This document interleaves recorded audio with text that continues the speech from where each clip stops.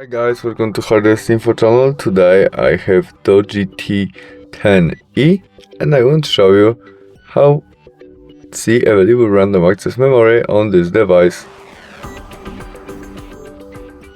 Fix it. To see that, open settings application, scroll down and choose about table selection. Now we scroll down and look for our build number. We must tap some time because to see available storage we must activate our develop mode. After we tap, we get connect and we enter it by entering our look screen, and now we are developer.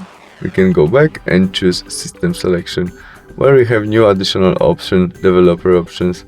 In it, memory, and there we have information about our available random access memory that now we have 1.7 available. That's all. Thanks for watching. Bye.